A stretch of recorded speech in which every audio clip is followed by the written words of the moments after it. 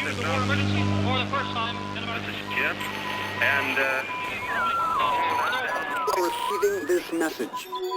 We are Ken Jennings and John Roderick. We speak to you from our present, which we can only assume is your distant past, the turbulent time that was the early 21st century.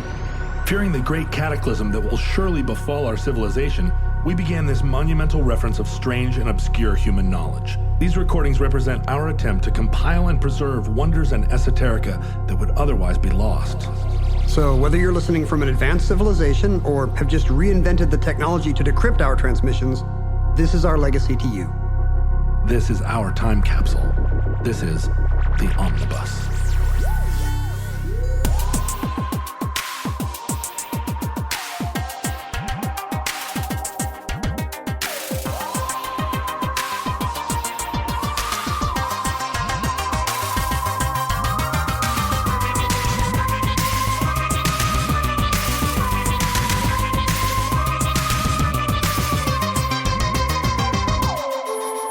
You have accessed entry 472.GE1612, certificate number 49895. Wild Man Fischer. Come on, let's do the taster. When my love was so great, when the things of the past were just as good as the rap.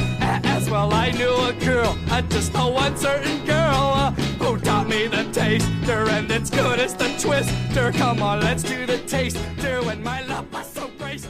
So you're an art collector. We were talking about. I'm not really an art collector. I would say that. I mean, I know a few people in our world, in our line of work, and you have thoughtfully chosen art throughout your house. I enjoy art, but I don't want to give the idea that I'm a wealthy South American with all these illegally, with art theft stuff on my walls. Right. I mean, whether or not you want to give the impression or not, it doesn't change the fact that you are a wealthy South American businessman with a bunch of stolen art on the walls. It's true, but you can see why I wouldn't want it to give the impression. Yeah, absolutely. Like there's a lot of reasons. No, impressions matter for sure. You never get a second chance to make a first impression with the police, with Interpol. Yeah, every time I go into your house and see all those Renoirs that you stole from a vault in Switzerland. Is this the real Mona Lisa that went missing from the Louvre in the 1920s? But what's your relationship to what would be described as outsider art? Do you tend to prefer art that's being made by people within the art community, or do things appeal to you that are made by folk artists or traditional, or like acultural artists, people working in isolation? I've been thinking about this a lot, kind of in thinking about Wild Man Fischer in specific. Which is not a phrase, in specific. In specific? In particular? I've been thinking about this in specific. And I've been thinking about this for a lot of years. For a lot of years in specific. And I guess I do like outsider visual art. Like, especially when it comes with a story, some guy painting Civil War battles in his attic for 50 years. Right, or making collages out of Barbie dolls. Sure, Henry Duggar kind of, like, to me, the story is fascinating. But I do have a thing where I always want art to be beautiful. Mm-hmm. And a lot of outsider visual art is very beautiful. But even when it's sometimes frightening or overwhelming. Sure, or eccentric or juvenile or whatever it could be, or kind of very naive looking, because they're not trained. Right. The anatomy of the Civil War soldiers is not what you'd get from an anatomy book. Classics Illustrated Red Badge of Courage or something. But I do like it anyway. But and that's an interesting remark, or an interesting aesthetic, I guess, side or description of taste, right? For that you want art to be beautiful. I also fall into that camp of wanting art to be beautiful, but there's an entire side of the art world that does not want art to be beautiful, that thinks that ugly art is communicating a greater truth or a different truth. Well, there's a problem in that a lot of art that is very pretty becomes decorative. Yeah, decorative, and becomes mass culture popular, perhaps disproportionate to its merit. So if you're associating pretty art with a Thomas Kinkade painting or a Celine Dion record, all of which are, very nice to have in the background, then there becomes a tribal thing where you're like, well, I can't be one of these guys that likes pretty decorative stuff because that just means you're a Philistine and a yo-yo and a know-nothing who just wants a pretty Thomas Kincaid cabin on his or her wall. And so taste often becomes, I think Carl Wilson argues this in his book about Celine Dion in particular, that taste just becomes a signifier for tribe, and often prettiness becomes a signifier for ignorance. Right. I've always found this when I went through a phase where I was really into the Austrian culture at the end of the 19th century. Beautiful Viennese architecture and culture crafts and everything. And the contrast between Gustav Klimt and his paintings, which now you see in poster form on a lot of dorm room walls, right? And it became a kind of, a signifier of a certain kind of cultural, like just enough cultural awareness to have this stuff on the wall, but it was very much, it became very decorative art.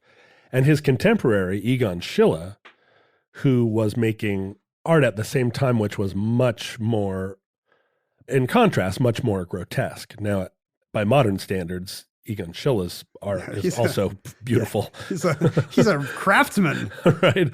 He's an aesthete. But compared to the Vienna Secession, compared to gold leaf Jugendstil, right, everybody looks a little ugly.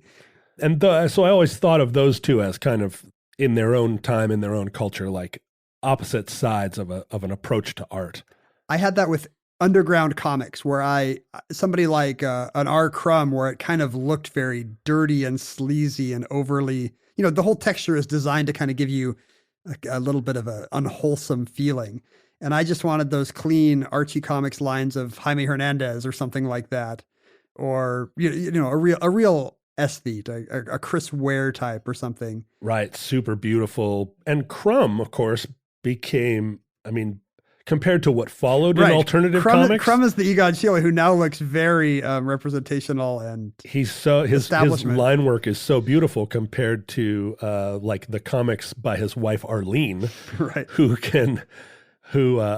in this critic's opinion can barely draw. But our alternative comics then grew to expanded to encompass pretty much anything you could scribble. But I got into Dan Clowes very late, who's one of my favorite cartoonists. And I think I maybe saw the movie of Ghost World before I had read the comic. Oh, really? Because the comics are very off-putting with their kind of David Lynch, kind of grimy, and even Charles Burns and all these people who I now love. I had a hard time getting into because they were not pretty. Well, and also narratively not pretty, right? Right. Whatever is going on in Velvet Glove, like a velvet glove cast in iron. Cast in iron, like that plot is a little bit surreal and not in an entirely pleasant way. And seamy on purpose, peep show booths and saggy theaters and monsters and I don't know when you want to pivot to music, but I feel like music is maybe the art form where I need prettiness and melody above all. I have a really hard time with listening to something that's intentionally dissonant or off-putting as a statement, because I don't know why. Is it because we so often use music as a background for other things? Oh, in a way we don't with film and painting? Well, the way that your taste manifests is kind of it's an age-old question. Like when you're making a piece of art, are you conscious of who you're hoping will be your audience? And when you're buying art, like what are your criteria? What are you going to use this art to do? To mollify yourself, to work through your tragedy, to just be decorative, like background music as you wash the dishes, or a painting on the wall that matches your couch? You would be surprised, or maybe you wouldn't, how much visual art is bought and sold because the colors match people's furniture. I have been guilty of that as well, of just loving a piece but being like, I don't have a place for this. And that doesn't mean it's a slightly different orange than a couch. Right. But it does mean buying art kind of is it's a luxury good, It's a consumerist decor decision, much more than it is like, oh, I like this song, but I don't like the next song. Go ahead. I remember somebody, I don't know where this comes from, but somebody once said that style is just all the things about your work you cannot change. Like that's the only thing style is, the stuff you couldn't change if you wanted to.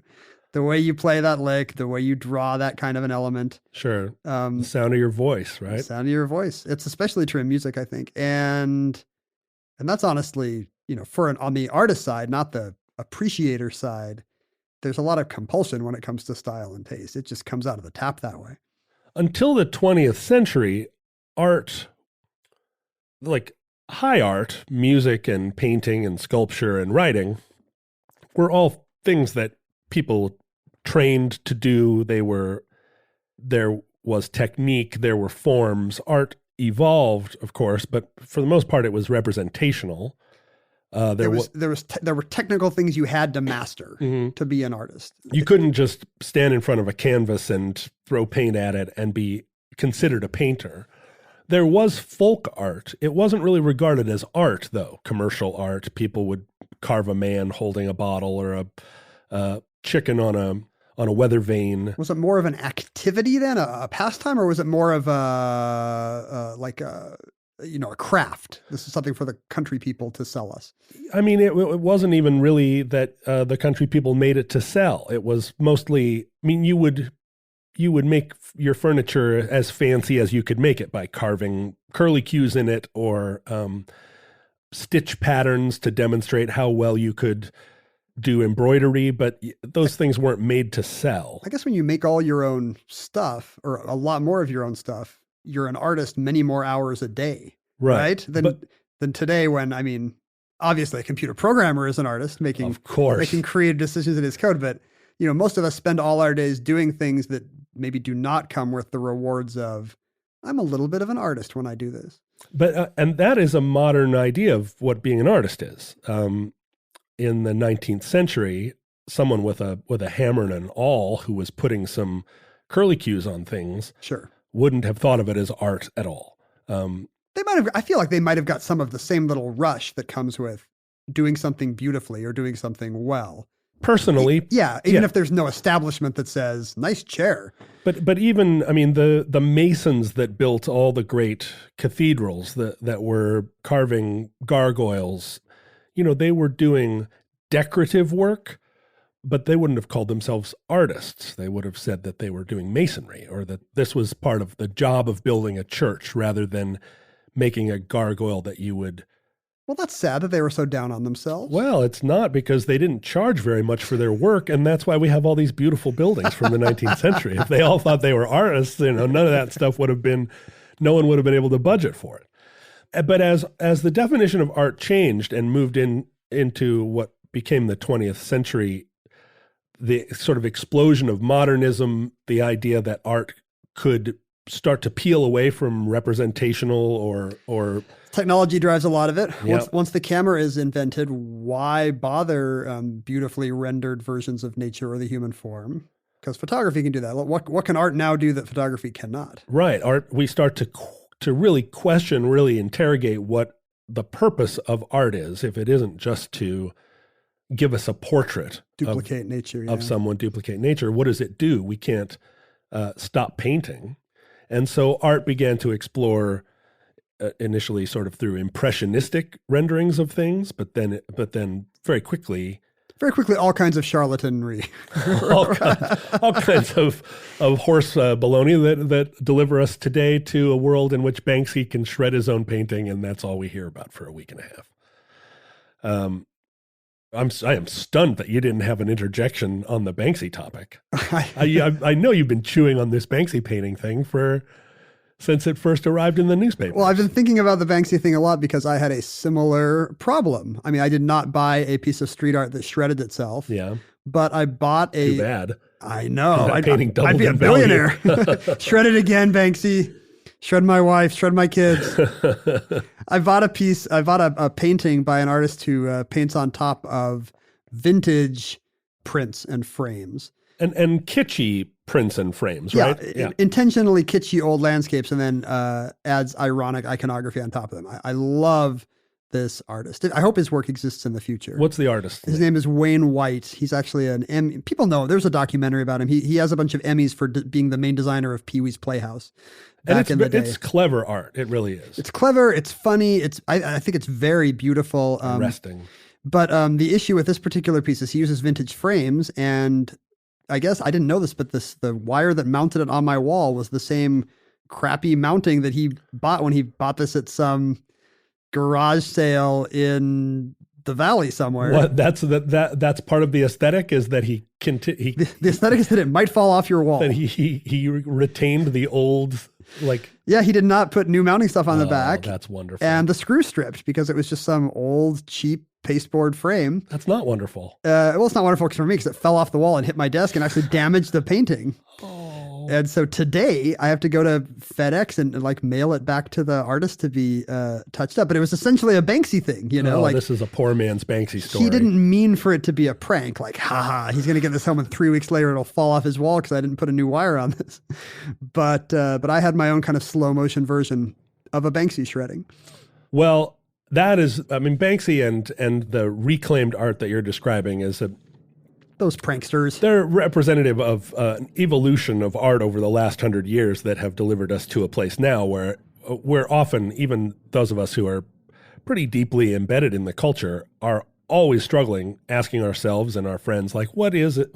What is art, right? It's a perennial question. Yeah, things that were off limits, like humor and conceptual gimmicks, are now front and center because you got to do something. You got to do something. Your art cannot just be a slightly smoother or more individual version of what people were doing 50 years ago. That already exists. That's not interesting. But we saw, particularly, I think most publicly in Picasso, an artist that, as he tried to evolve away from just strictly representational painting, went and looked at what would be, I think, described as the folk art of Africa and Asia, and took elements of the naivete of that art, because the word naive gets used a lot in this artistic context, and then reincorporated it into his painting style. So that what was so astonishing about that work is it seemed to people at the time to be very primitive. But obviously Picasso was a highly trained artist, not just making craft, not making masks to be used in ceremonies, but duplicating that style and making fine art. And that was always a seal of quality. You know, it's okay that this looks kind of crazy, that this guy thinks these 6 lines are a bull or whatever, but it's okay because he could actually draw a photorealistic bull that would knock you out. The fact that he has chosen this makes it okay. Right. And that's not true of a lot of outsider artists. They're they're kind of locked into their weird looking Civil War dudes. But it's true that for a lot, and even when we were young, people would justify abstract art by saying, oh, the artist is actually really good. They could do good art. He could be a commercial artist. This guy could draw, could paint illustration for Collier's magazine. Sure, but instead they chose to do this crazy thing, these soup cans or whatever. And that made it okay. That made it okay, right? That validated the abstract impressionism of it. And that's probably gone. Not every abstract or conceptual artist today goes through an amazing phase of becoming a super skilled technician first. Yeah, they don't have to justify it, in part because most artists now could not draw a horse. Speaking of Dan Clowes, he has a lot of, his movie Art School Confidential is kind of about the charlatanry of the art scene today. I think he thinks it would be more valid if everybody could draw a horse. And it's true in all the arts, right? I mean, it's very little is required for you to be a musician now, in that you can record at home and put your musical thoughts on tape. You Garage band. Sure, bang a table and read your poetry, but also you don't have to be a good writer to make a living as a blogger. You don't have to be a journalist at all to make a living as a journalist. The technology has allowed us to explode professionalism and training. And really, if you can just get in front of people and put on a show, you can attract an audience and call yourself a professional, anything you want. It was much harder to get past the gatekeepers before. And I usually portray that as a positive. Sure. There's so many ways to get an audience today. A lot of people do see that as an evolution, a strength of the modern era.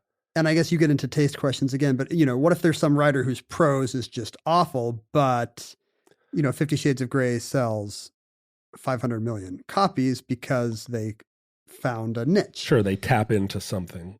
But really, what's the downside? Those people were not going to be reading Bleak House or Middlemarch or Gravity's Rainbow, and then they suddenly found something awful that read smoother, so they read that instead. I mean, I think you could make an argument that there are probably great works of art that go undiscovered now. For sure. And also, I think there are probably a lot of, we talked about this. We talked about this in the Raymond Carver, Gordon Lish episode, where the attention paid to the work of Raymond Carver and the time and money and effort that Gordon Lish felt he could put into editing the work of Raymond Carver produced a great work. That now that relationship doesn't exist because there aren't gatekeepers in the same way. Right? That whole layer of polish doesn't exist. We don't find music like we don't find the AOR songwriting of the 1970s anymore because there just isn't that time and money and focus on making everything perfect. It's just like, I wrote a song, I put it out tomorrow. So there's good and bad, right? To the democratization of art. And is music really an area where some untrained person can bang on a table and say, this is my art? Well, it is. So toward the middle of the 20th century, there was an artist by the name of Jean Dubuffet who created a term called art brut, which basically meant raw art. And he was using this untroubled by typical considerations of what's actually good and skilled and craft. He was describing art that was made motivated by what you talked about earlier, which was motivated by something internal in the artist where they were unconscious of art fashion. They were unconscious even of an audience. They were motivated by feelings and often by mental illness to create art that often went undiscovered during the artist's lifetime, art that was maybe not exactly representational of the world, but rather representational of the artist's inner world. As art like this started to be discovered and recognized as art rather than just a madman's scribblings, artists started to pretend to be scribbling madmen. Well, to get a gallery open. They did, but also they started to recognize this as art because there was a new idea of what art was, which was not just the technical work of a master draftsperson, but rather an expression of an emotional truth, expression of an inner reality. Sincerity is more important than the craft. Right. Or sincerity is more authentic than the craft. Yeah. And the word authentic became a very troubling word throughout the late 20th century because it started to be imposed as its own sort of form of gatekeeping. What we started to think of as corny art, which was ultimately broad brush applied to anything that was beautiful. Authentic music in particular had to be rough, poorly recorded, atonal, bad singing in order for it to be really taken seriously as. What are you thinking of? Are you thinking of like avant-garde classical music? Or are you thinking of punk? Or? No, this went all the way into pop music. So if you think about, for instance, just the comparison between Nirvana and the music that it displaced, or if you think about rock and roll, the comparison between the Stones and the Beatles. As the 20th century progressed, we were looking for authenticity in certain parts of the culture, what was thought of as avant-garde culture or rock and roll culture or intellectual culture, started to privilege things that were closer to the source. So people in the 60s, 70s, and 80s went back to the recordings of Robert Johnson, went back to the earliest, rawest forms of blues and bluegrass, and found that music more real. And the more you tried to dress it up, the more you were complicit in a disenfranchisement of it, and ultimately, you were committing an art crime to make things that. And not coincidentally, it's easier to play. right? I mean, easier to play. Punk songs can have fewer chords. Easier to play, and also lower barrier to entry. Potentially a lot easier to understand. I mean, you can comment. You can seem to be a lot more knowledgeable about music that's like dun dun dun dun dun dun. That's made by somebody that doesn't know how to play the guitar. Than you can talk about jazz fugues. There's a certain kind of like very hard to listen to pop music for me that I associate with, like, I know we're going to get into this, Captain Beefheart and Zappa in the 60s, where it does not seem to me super easy to understand or critique or write about, but it is also very kind of goofy and raw. Raw, right. But also I feel like I understand it less than some soppy ballad from the same time. Well, that era that you're describing is really the beginning of what became outsider music. Zappa, in particular, saw himself as a curator of music that you weren't going to be able to find other places. And Captain Beefheart was initially sort of a Zappa protege. Zappa really heard in untrained musicians or in trained musicians who were working really outside of normal forms. He saw a kind of truth that he felt was going to be transformative within the world. And he made that his special goal. Now, Zappa was an incredibly trained musician, right? He's Picasso. He could have sung about the bull. Sure, he could have played just standard rock and roll blues and have been considered a great lead guitar player, but he took his music in a different direction. And yeah, a lot of his lyrics are scatological and not what you would like play at dinner. Again, it's R. Crumb and Dan Clowes. Right, but his guitar playing and his band produced a lot of great musicians that went on to be in other bands and changed the face of 20th century music. But Zappa, as part of this late 60s culture, discovered the hero of our story, Wildman Fischer, who was, at the time, in the late 60s, a guy that we would, I think, anytime prior to 1968, and in most ways, even today, would regard as someone who was standing on the street corner in Santa Monica screaming. My name is Larry. I have a grandfather. His name is Grandpa. Hi, Grandpa. Remember, Grandpa, when I used to go over to the house and you wouldn't let me go into the kitchen with the rest of the family?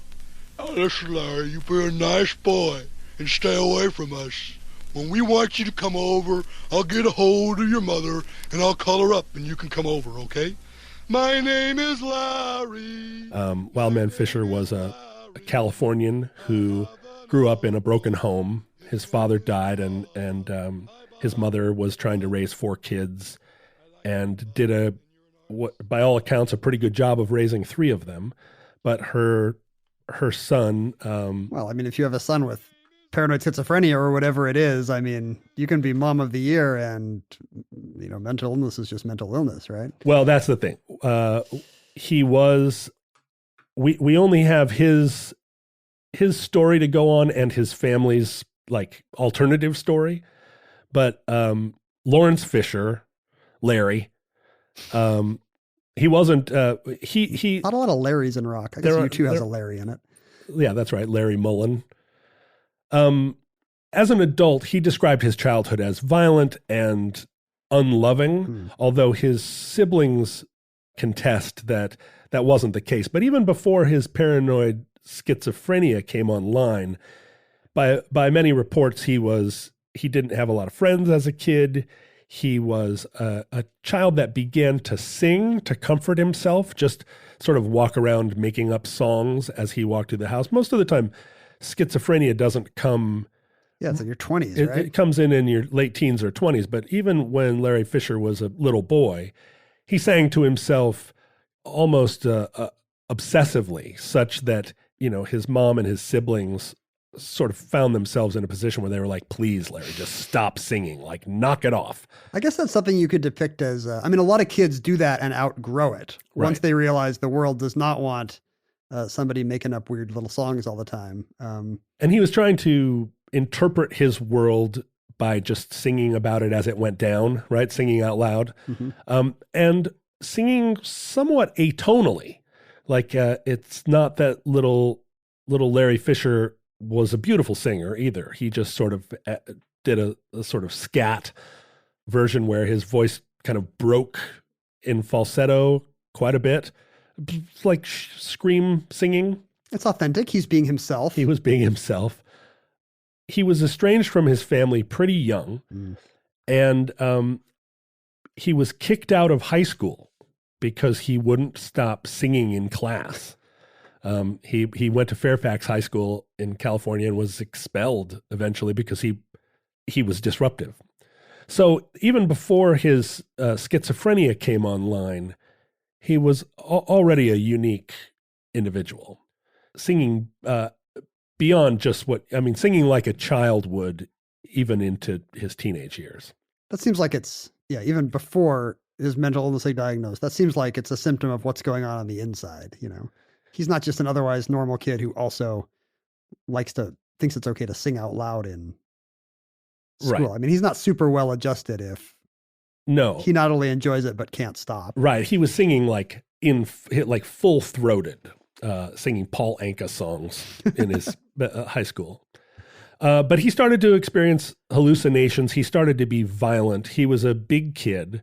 And he started to threaten his mother and his siblings. And eventually he attacked his mother with a knife and was committed to a mental hospital, diagnosed as a schizophrenic and a manic depressive, and treated as best they could at the time and released.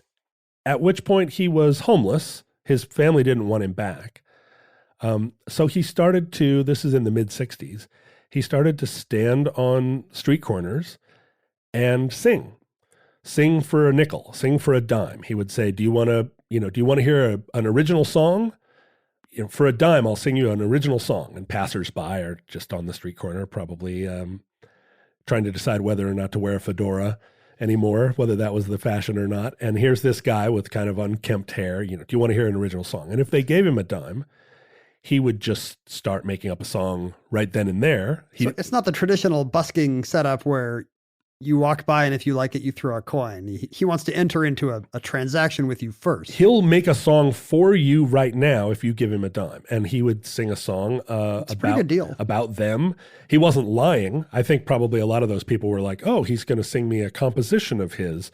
But his songs were often like, I'm here and you are here. It's sunny outside and you have a tie on. Blah. Well, you take inspiration from the world around you, like all the greats. That's right, like all the great raw artists. But at one point, he was in the process of doing this. He was convinced as a young person that he was a great singer and had a future in the music business. He was discovered at one point by Solomon Burke, one of the great R&B singers of the mid-'60s, who said, this guy has got a weird thing, like a crazy thing that feels, there's an aspect of what he does that does feel sort of religiously inspired. Like he has the mania of a kind of, that seems almost prophetic because he's singing so unaffected by shame or taste or sense of place. Like he is, his expression felt very pure. It's ecstatic. Ecstatic is right. And so Solomon Burke actually took him on tour, and Solomon Burke was the one that coined the nickname Wild Man for him, and he had him open some shows, just up improvising songs and singing little songs, little 30-second and 1 minute long songs that he composed over the years about the sun coming up. And I guess it's like, is it the gospel music influence on rock where it privileges that kind of a live performer who just gets into that kind of ecstatic state? I mean, you don't really see that in a lot of other music traditions, but in the early days of rock, it's full of performers like Little Richard or Jerry Lee Lewis. So, somebody who really does just get carried away in whatever crazy thing is in their own head. Well, it's really connected to speaking in tongues and the evangelical tradition of I think it comes through the Black Church is my guess. Yeah. Is how we see it in early rock. And that's certainly like how Solomon Burke recognized him as something that was, this is mid 60s. So not quite into the time where you were just picking freaky people up and, putting them out gong show style. Wavy gravy era is not yet started. And so, that was kind of the first taste that Wildman Fischer had of performing in front of big audiences. But his tours with Solomon Burke came to an end, largely because his paranoia and schizophrenia made him very difficult to deal with. And he was back in Hollywood, standing on a street corner, singing made-up songs to passersby. Now, he didn't play an instrument either, so this was all a cappella. But at this point, he was discovered by Frank Zappa. Perfect. And in 1967, this character of a man with wild hair who had one shoe on and one bare foot, who seemed like his eyes were giant oscillating spirals, who was singing the purest form of human scream singing you could imagine, really comported with a late 60s idea of this raw freedom, the raw freedom that was now possible. And also part of a culture that believed that we were all artists if only we could throw off the shackles of conformity and the man, capitalism, and religion, all these things that had kept us inhibited. And so this lack of inhibition felt very real, very raw, very contemporary, and also, again, ecstatic, like maybe we all had access. I'm uncomfortable with it. And here's why. It's because I know that it's not a put on. Like, the authenticity of it is a problem for me, because I know that when I'm seeing, what I'm seeing and what I'm getting a little fun, novel thrill out of as I go through my comfortable neurotypical life is some guy who does not have that, like, why is his inner turmoil? Why is it okay for his inner turmoil to become a little fun sideshow for me? It feels a little like a freak show or minstrelsy or something. I don't know. Well, you're onto something, and it's not just the freak show aspect of it, but there's been a long history in the late 19th century and 20th century of people going to mental hospitals and this is, I'm not talking about like people throwing chicken heads into a pit, but like intellectual, cultured people going to mental hospitals to stand and look at people who were in catatonic states or hallucinatory states, ostensibly to observe and report, but really it was a kind of voyeuristic experience. And throughout the art world and the history of religion, there's this blurry line between people who are potentially creating from a place of great distress and from a state of true like mental illness and delusion, and people who are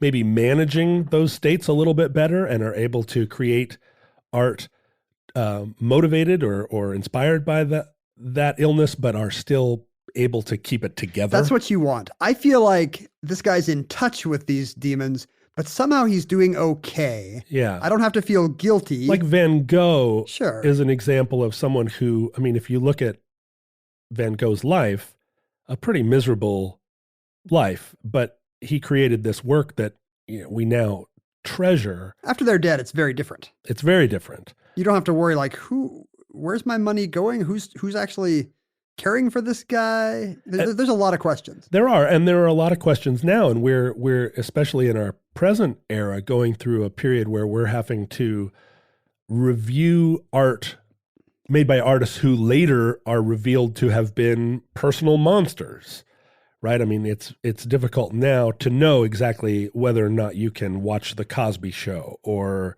the early films of Woody Allen or enjoy Louis. There's a reason why it often comes up in comedy. A beautiful song or a beautifully composed Polanski shot, maybe you can separate from their behavior.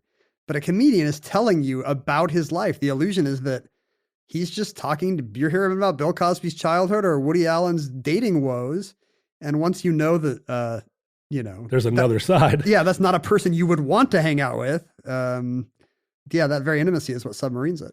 Yeah, and you're right that that recorded music or paintings, we do separate them. It's easier, at least. Whether it's morally right, ethically defensible is a different question, but it's easier at least.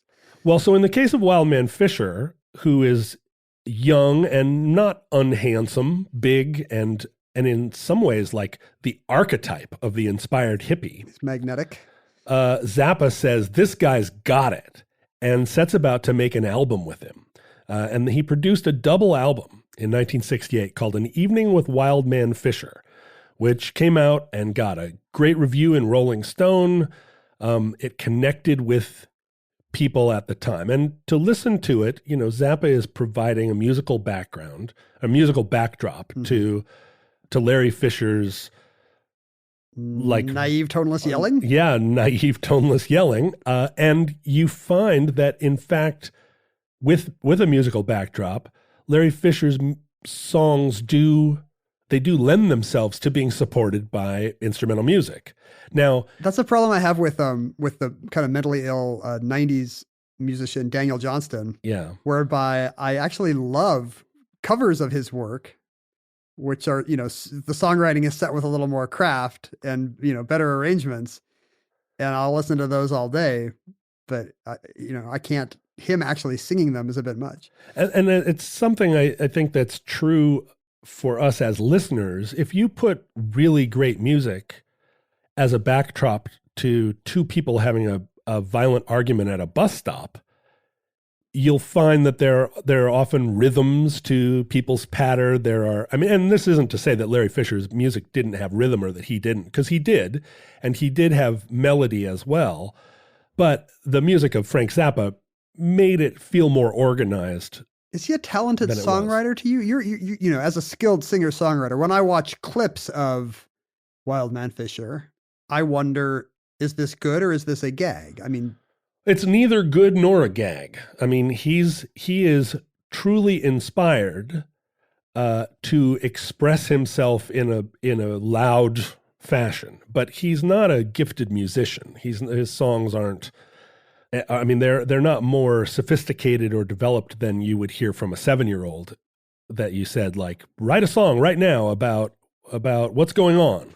The 7-year-old would pull the same things down from the air. Now, because Larry Fisher was also very troubled, he was never super explicit about hearing voices telling him to do bad things, but he had extreme paranoia and a feeling that he was being stalked, that people were trying to kill him. He talks about his mother trying to kill him, and then when you hear from his siblings, they're like, actually, Larry came out with a knife and tried to kill our mom, and we barely got her away. He does not have a clear-eyed view of his own behavior or of his place in the world, and he's desperately mentally ill and untreated during this period. So his expression is extremely raw, but it is a howl, an agonizing howl. It's just that in the context of this time, the art culture that believes that the rawer and closer to the bone the expression is, the truer it is, in my impression, not intentionally, not knowingly exploited Larry Fisher, but was complicit in an exploitation of him. Zappa, I don't think, had bad intentions. Zappa was looking for... It's easy to say this is the best thing for this guy. Yeah, right. And if you're Larry Fisher, who believes that he's a great singer and wants to be a great rock star, putting out an album with Frank Zappa was the fulfillment of a dream. And because of his connection to Zappa, he got on Rowan and Martin's Laugh-In, where he performed his tune with... Was he treated like a joke? Because sometimes that guy singing Merry-Go-Round, for example, can kind of seem like a gag. Well, so Rowan and Martin were... part of their act was to... I mean, they were hippie, hipster adjacent, but they also made an awful lot of fun of the culture as they were. They both celebrated it and sat on it. So yeah, Laugh-In was not SNL that had straight musical guests twice a show, right? No, they would have novelty guests on. And during Wildman Fisher's performance, Dick Martin actually stayed on the stage and kind of hovered over him with maybe the sort of predictable like facial reactions. He's doing takes. Yeah, what is just this? like, whoa, okay, well, all right. Like he's trying to clap along. He's trying to make it a joke. They did this to another. Rowan and Martin actually had another raw artist on called the legendary Stardust Cowboy, who appeared on their show playing his own like completely schizophrenic music.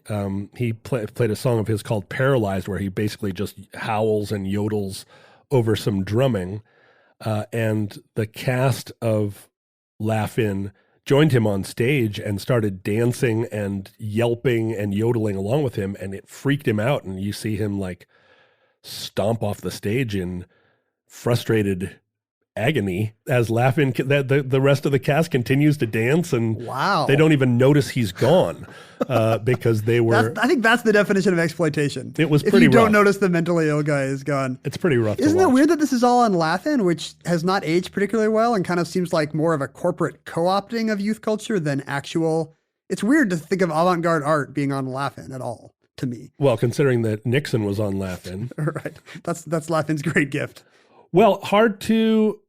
At the time, it probably seemed really easy to separate the Monkees from the Rolling Stones, although now so much of 60s culture has blurred into this weird pastiche. Yeah. Like during this period, Wildman Fischer was, I'm sure, played on the record players of a lot of people that thought they were listening to the real straight dope. Wildman Fischer ended up going out and opening for some really big bands at the time, the Byrds, and played some big festivals. Can you imagine going to see the Byrds and then this guy comes out? This guy comes out first. But he's such a wild sort of hippie, just like screaming at the top of his lungs. Maybe he was great live. Yeah. And he's inspired. He has the energy of a preacher. He has a sense of humor. With a little bit of a drum beat behind him, I think he was a pretty compelling performer. But he was mentally ill, and eventually he threw a bottle at Frank Zappa, and it narrowly missed hitting his infant daughter Moon Unit.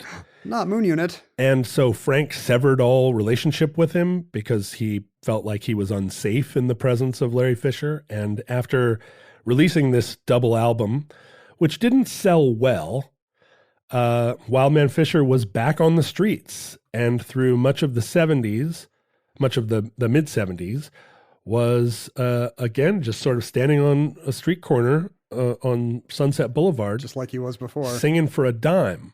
I don't want to defend throwing bottles at Moon Unit Zappa, but I feel like Captain Beefheart has similar stories about Zappa, about being kind of abandoned by him after, the one album didn't turn out well. I mean, I think it's the danger of going into relationships with people where you feel like, you're a raw artist and I'm the visionary that recognizes you and let me bring you into the world. And then you realize, oh, this person needs a lot of support. Yeah. They need a network of people. They need money and care.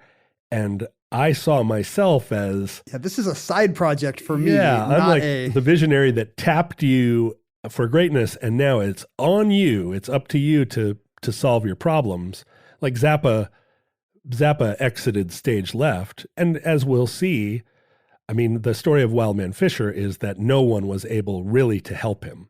In the mid-70s, he, again, was sort of playing out on the street, and the record store Rhino Records, which was an LA record store that had a kind of quirky... And not a label, right? Culture, not a label. Yet. It was a record store, and they had the idea that they were going to start releasing weird comedy records and lost classics. Their initial idea was, there are all these funny songs and 45s that have been lost to time. We're going to start pressing those because they had a very quirky record store, and they asked Larry Fisher if he would record a song as the theme music to their record store. And Larry wrote a song called Go to Rhino Records, where he, and it's actually not too bad of a tune if you like scream singing. Go to Rhino Records on Westwood Boulevard. Go to Rhino Records on Westwood Boulevard. They have nice people there. They'll show you where the records are. Where are the records? They're over there. They're all over the place. Go to Rhino Records. And that was the first record ever on the Rhino Records label. Go to Rhino Really? Records by Wildman Fischer. So without Wildman Fischer, we might not have had, because Rhino was very big to me in the 90s. You know, I'd buy their DVDs of old weird TV shows. You know, I think they put out the Mystery Science Theater 3000 DVDs. And I loved their compilations of, I had a bunch of 70s and 80s power pop compilations by Rhino, which I'm sure is where I first heard Starry Eyes by the Records, and that, you know, These Are Places That Are Gone by Tommy Keene, like all these great songs that I'd never heard before. Rhino Records meant a lot to me. And in the 70s, they were, a lot of the records they put out were curated by Dr. Demento. Like oh, really? They were right at the hub of the Dr. Demento, Weird Al Yankovic. Novelty meets counterculture. Novelty comedy meets counterculture music. And Go to Rhino Records by Wildman Fischer came out as a single that actually sold. It was a popular enough song that it funded Rhino Records. It inspired them to believe they could put out albums. I can't believe more record stores don't do that. And in fact, it went up the charts and was on John Peel's end of year best track. It was like number 41 in John Peel's favorite tracks of the year. Go to Rhino Records by Wildman Fischer. Is that a kind of tribalism? Is that like, this is an important part of the LA music scene? I assume it can't be that great a jingle. It's a raw vision style track. And when it comes to like comedy art songs, it's a different standard. It's a different standard. Yeah. And again, this is now during the era where we've lost the rawness of the 60s. We're into the stadium rock of the late 70s. And punk is boiling up out of the ground. And Wildman Fischer's rawness again felt authentic and real to people. It was something that was it felt like a human reaction to jazz or to Steely Dan. It's still hard for me to think of it as in like aesthetic terms when it's just the same. For him, it's the same schizophrenia that it was 10 years ago or 20 years ago, but it's back in style. But I think for people that were hearing those first punk singles, they probably felt the same way about that music. Yeah. I mean, it was very hard to listen to the Ramones and not feel like it was just some very, very simplistic, like garbage music. Or even a gag. A gag. It kind of like it's like listening to early Ramones records today, there is some kind of overlap with kind of naive novelty music of the time, you know? Well, the kids want to sniff some glue is not that different than Fish Heads. And the Sex Pistols really played up that idea that they were terrible and this was all a joke. Funny that you mentioned Fish Heads. The song Fish Heads was by a musical duo called Barnes and Barnes, who were two sort of high school kids that put together this. They made joke songs at home on their tape recorder, and at some point someone encouraged them to send a tape of a couple of their songs done a little bit better to Dr. Demento. One of those songs was Fish Heads, which became the most popular song, the most requested song in the history of the Dr. Demento program, and one that influenced a lot of people subsequently. And I think if you haven't heard it, you'll recognize it. It just goes, fish heads, roly-poly fish heads. You hear it once and you will hear it for the rest of your life, basically. Fish heads, eat them up, yum. Fish heads, roly-poly fish heads, eat them up, yum. Ask a fish head anything you want to. They won't answer, they can't talk. And this was during a period of Devo, a period of the Church of the Subgenius, the beginnings of They Might Be Giants, that music that felt very like angular and again, a form of... It's clever. It might be a put on. It's a critique, but also it stands on its own. Well, you know who one of the Barnes and Barnes kids was, and I think I did not know this. it's a little Billy Mooney from Lost in Space and the Twilight Zone. That's right. It's the Wish Away to the Cornfield kid. Yeah. So Billy Mooney, after his acting career, his child acting career went away, he started this project with his friend Robert. I wonder if the Fish Heads checks or the Lost in Space checks are bigger these days. That old Casa Mooney. Yeah, that's a good question. But Barnes and Barnes decided that they were going to partner up with Wildman Fischer and produce a second album. What happened when his relationship with Zappa broke down is Zappa retained the copyright to that initial An Evening with Wildman Fischer record and refused to surrender the copyright or allow the record to be repressed. I see. So Larry entered into a relationship with Barnes and Barnes, and they produced 2 records, 2 full-length albums of Wildman Fischer music for Rhino Records. Here's a format where this kind of thing does not always shine. LP length. Yeah, well, I mean, Wildman Fischer will make the songs. You just have to be there putting some drum beats on it. I guess I'm thinking of the listener. Like, I love Fish Heads, but I don't want to listen to 48 minutes of that kind of composition, I think. And that was the problem with these records, where the Zappa record probably sold less than 20,000 copies. His 1981 record, Pronounced Normal, probably sold half that. And then 1984's Nothing Scary sold half that again.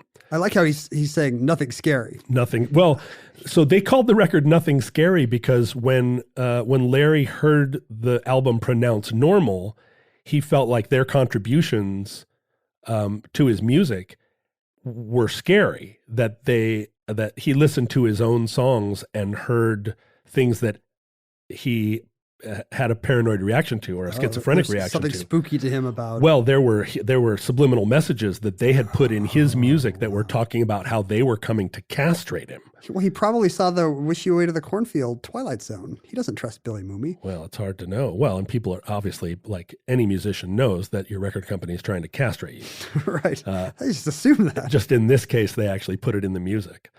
At one point, he recorded a duet with Rosemary Clooney.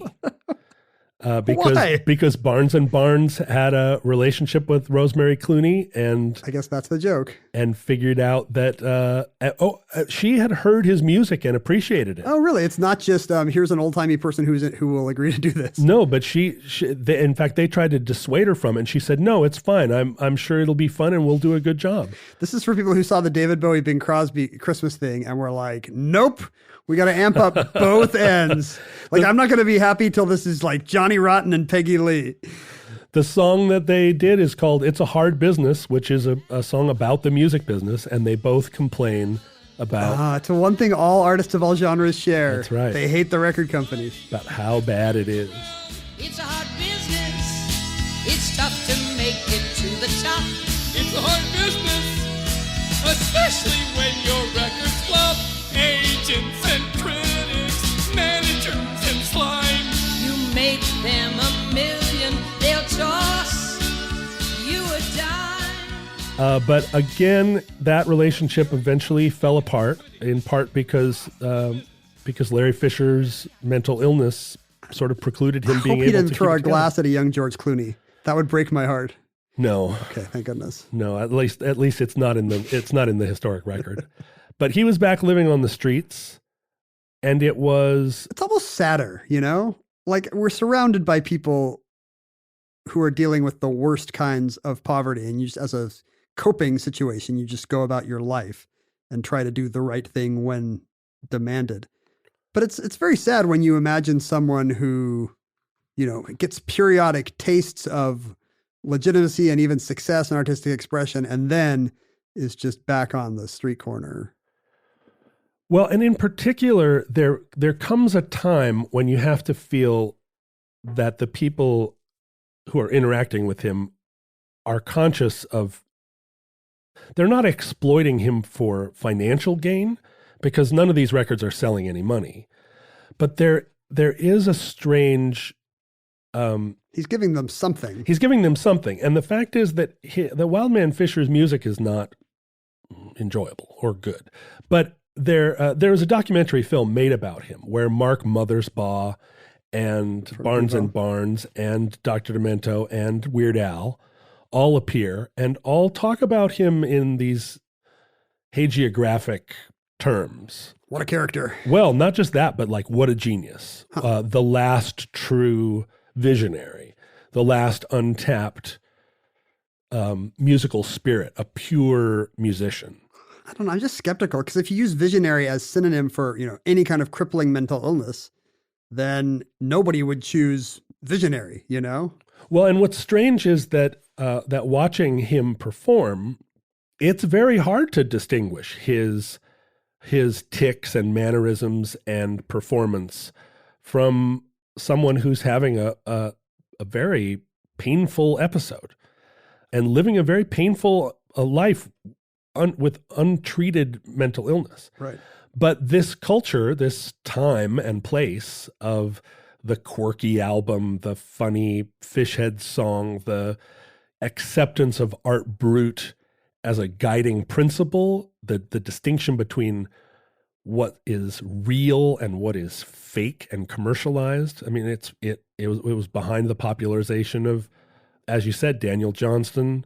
In my own era of indie rock, there were musicians that kind of, I won't say put on this, but Bonnie Prince Billy or Cat Power, who were musicians who, in their publicity, claimed to want to be anything but on stage, want to do anything but be participant in the culture, but somehow still managed to tour and do photo shoots for magazines and stuff. So there was always this struggle because a lot of their fans treasured them because they seemed authentic. And maybe like me, like that sounds like me. I grapple with those issues too. I have that kind of anxiety too. Yeah, I'm anxious and so forth. And I mean, we watched it in the early interviews with Kurt Cobain, where people would ask him about his lyrics, and he would say, "Oh, I just made them up on the spot." Like it was hard within punk rock culture to acknowledge that you had even worked hard on a thing. You wanted to be working from a place of right. of a kind of mental inspiration that felt outside of you, where you didn't work or try. You were just inspired by the lightning of maybe the voices you were hearing or your childhood trauma. I did 30 drafts. It seems a little less. I mean, I admire that. That's what I want to hear. When I hear somebody be like, "Yeah, I'm a writer. I just cut open my wrists and the words come out." I'm like, "Screw you." Right. Maybe it's just because I'm jealous. Well, and when Kurt Cobain died and his journals were revealed and you saw that he'd been working on those lyrics and done multiple drafts and he'd worked really hard on all his music. Obviously he had. But why not lie? Because then people are like, "Wow, think how much better they could have been if this guy had been trying." You really get more genius points if your works of genius seem like they're not your best. And that very complicated culture continued to orbit around Larry Fischer.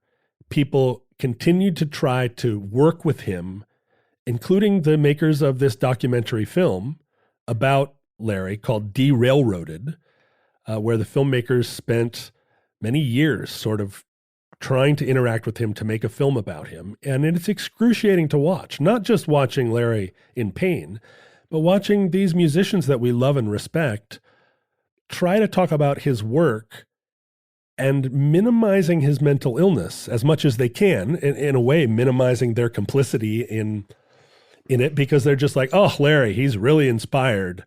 He had his problems. It was always hard to send him a check because we never knew where he was going to be living." And, cut to Larry, who's standing on a park bench, with his hair in dreadlocks. I assume these people would say, "Well, what's the alternative? Right. This guy's always going to have these demons, at least we tried to reach out and work with them and find him an audience." And yeah, I think they would say that. And it's a valid question to ask. What's the alternative? When you think of like, well, every human life is its own thing.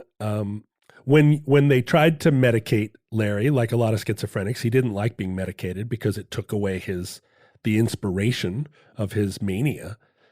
He preferred to be left alone. And I mean, a lot of schizophrenics don't want to take their medication. And even though the medication stabilizes them, it grays out their life in a way they'd prefer to, or they think they would prefer.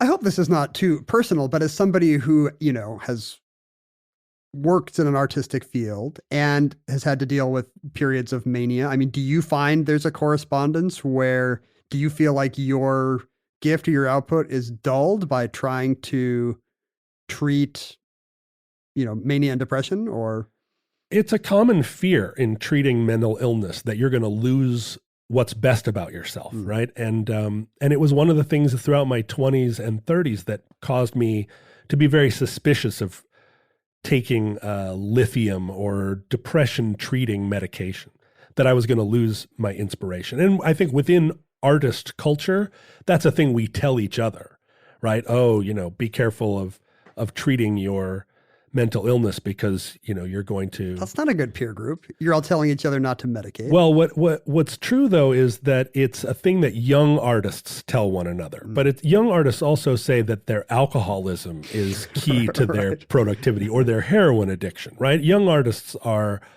trying to make sense of what's motivating them, and they're trying to cope with their pain however they can. Well, also, it's convenient that it always excuses the current behavior. Right. It's never like anything I would have to change to do. Like, it's never like, I really think I should travel more and be nicer to people. That's what's key to my art. And personally, I find that heroin and heroin addiction is not what created the great rock and roll of the 70s, 80s, and 90s. Plenty of counterexamples. It's pretty much just like correlation does not prove causation, right? The fact that Kurt Cobain was on heroin does not account for the music of Nirvana. There's plenty of intervening variables, like being a very sad guy or being in an industry that uses a ton of drugs. Or being someone who sat in his bedroom and practiced the guitar for 15 years before you ever had heroin, right? Yeah, exactly. So, if you can get to a point where you can handicap yourself with drugs and still put out a record, good job, you did it. So in my case, when I started treating my bipolar, what I lost was those periods where I went on just ragged tears. Did you get good work out of that? Well, I think probably all of the records I made during a manic state, because you just galvanize you put all of the tools in front of you, and then when the mania starts to well up, you're like, now we got to go. Now we got to get studio time. We got to do this. You're making it sound like it's more of a motivator than it is a. It is. It's a motivator because but the songs were already there, and that's just what gets you the pep. Yeah, it gives you the pep. You feel part of what mania is a feeling of grandiosity and a feeling of imperviousness. So you go into the studio or you go on tour during that period, and that feeling of invulnerability and larger than lifeness is what enables you to get those projects done. Because you need some of that to do any kind of art. You know, just you have to trick yourself into thinking, although this is nothing now, if I just plow ahead, this is going to be valuable and valid and important, and people will like it, which is an insane thing to think about a non-existent project, but you have to have it if you're going to create it. Well, and as an unknown artist, to think like, I'm going to stand up on stage and I'm going to captivate people who've never heard of me before, that requires that you think. You do need delusions of grandeur a little bit to be an opening act, right? Yeah, that's right. And then the songwriting can come out of a period of depression. That's when you feel the feelings most acutely, and you feel that's why so much music made by manic depressive people is so dark. So bipolar's perfect. You need a depressive state to get the songs ready to go, and then you're just waiting for the roller coaster to go.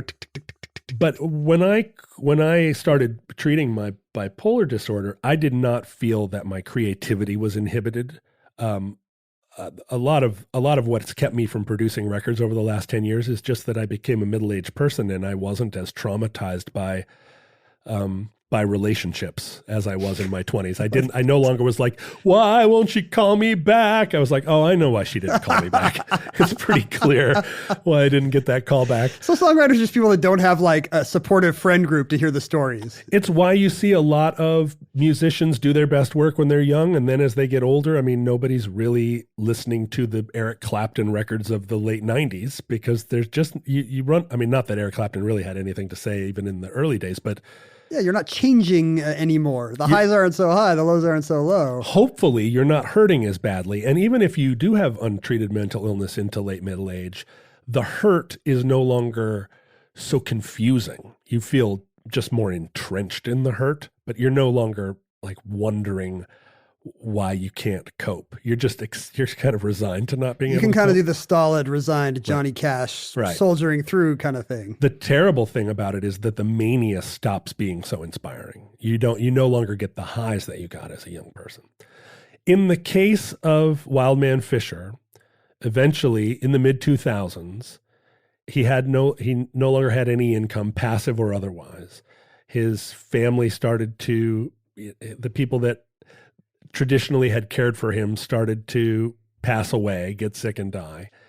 And his network of rock and roll friends, it was just too much to ask anybody to full-time look after Wildman Fischer, who not only was difficult to care for, but also like aggressive, violent. It's got to be a thankless job. And, and believed that there were snipers across the street.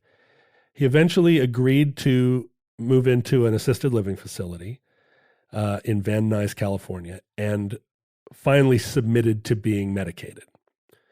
And for the last years of his life, he lived taking medication in an assisted living facility and watching game shows. Yeah, basically, probably was a Ken Jennings fan, and in his description, lost his pep. And he said he did. He said he did lose his pep. He lost, the medication caused him to lose his pep. And so he lived out the rest of his life uneventfully. And in that position, you're the last one to know if what you need is pep or not. That's the thing. Like, you want those people to have the autonomy to choose pep or not, but they might not be making the right choice for themselves. Once again, it's very confusing. Are the last 7 years of his life where he had a roof over his head and 3 squares a day, and was medicated and presumably had a small circle of people in his assisted living facility who were his associates. Do jigsaw puzzles with? He no longer was pulled on stage at big rock shows and given 30 minutes to perform his music. No one ever probably there told him he was bigger than the Beatles, which people used to do. Like he would take the stage and the audience would scream like, "Yeah, you're bigger than the Beatles." Did the audience all just scream that in unison? You're bigger than the Beatles. It was part of being a fan of Wildman Fischer that you knew that's what he wanted to hear. I see. And yet you feel like that's extremely troubling that his audience, who's in on the joke and who's not here? But so Wildman Fischer died at the age of 66. No longer a wild man. No longer a wild man. Rhino Records became one of the a major force in the entertainment business, re-releasing all the great records of the 60s, 70s, and 80s. That almost seems like that's his great legacy right there. They ended up being bought by Warner Brothers and became a massive, like $100 million like entertainment property. Somebody else got rich off of his suffering again. And Zappa died, left the control of his estate to his wife, Gail, who continued to refuse to release the Wildman Fischer album. And then when Gail died, she put all of Frank's copyrights into a trust because apparently the 4 Zappa children have within the family a rift where 2 of the Zappa children are allied against the other 2 Zappa children. I wonder how it goes. Dweezil and Moon. Oh, really? Versus? I've actually met Moon, and we did a show together, and I really liked her. Super personable and talented person. But when we did the show, I was, backstage, I almost said to her, but I was really thinking like, please don't tell a story about how you're Moon Unit Zappa. Like you're so smart and this is a storytelling show. You're going to get up and tell a story. Please don't feel about your family. Please don't tell a story about being a Moon Unit Zappa. And she got up and told a Moon Unit Zappa story. And you, of course, right. You can't like throw away your best material. All my best stories have game shows in them. And that concludes Wildman Fischer. Entry 472.GE1612. Certificate number 49895 in the omnibus. Speaking of outsider art forms that everyone thinks they can attempt. Futurelings, we hope that social media does not exist in your time. That's where everybody feels like they're a star. We hope all the YouTubers die first in whatever the cataclysm is. But in our day, we were so committed to the ideals of the Omnibus Project that John and I spent considerable time diffusing our goals on social media at Omnibus Project. I was at Ken Jennings on Twitter. John was at John Roderick, 3 syllables, on both Twitter and Instagram. There was a fan group on Facebook called the Futurelings, where people were happy to congregate if John let them in. That's right. He administers with an iron hand. We now, Ken and I have taken over briefly the moderation of our Facebook page while we audition. We control the keys. Moderators. So yeah, you'd better, we've changed the questions to get into the group. You'd better answer those questions. The questions are now your checking account number, your mother's maiden name, and last 4 digits of your social. And if you answer those correctly, we will let you be in the Futurelings chat group. People emailed us in our era at omnibusproject@howstuffworks.com. They could even send us physical artifacts if they so desired. Postcards, prizes, anthrax of all kinds at Omnibus Project, P.O. Box 55744. Did you say anthrax of all kinds? Yeah, I think of all kinds modified my entire list, though. Are you saying that there are multiple kinds of anthrax? I think what I should have said was postcards, prizes, anthrax, things of all kinds. I see. Is that better? Yeah, okay. That makes But if sense. people wanted to send us new and novel and antibiotic-resistant strains of anthrax, sure. Please do it in a sealed container. Don't just sprinkle it in an envelope. And definitely right on the outside of the envelope contains anthrax. Yeah. So we know to open it carefully. Don't send us a letter that says, try and chew on this anthrax. It will boost your immune system. And also on the other stuff you send us, don't put does not contain anthrax because the Postal Service might not be amused. No, that's like saying to somebody at TSA, I don't have a bomb in my shoe. Which should be the number one thing you want to tell them. Yeah. I just want you guys to know I do not have a bomb or weapon. Here's the thing. You imply you don't have a bomb in your shoe by being perfectly happy to take your shoes off and put them on the conveyor belt if they ask. But you just tell someone outright and everybody loses their minds. I don't need to take my shoes off. I don't have a bomb in my shoe. Then you're going to shut the airport down. I did not spend all week making a bomb and putting it in my shoe, just so you know. Right.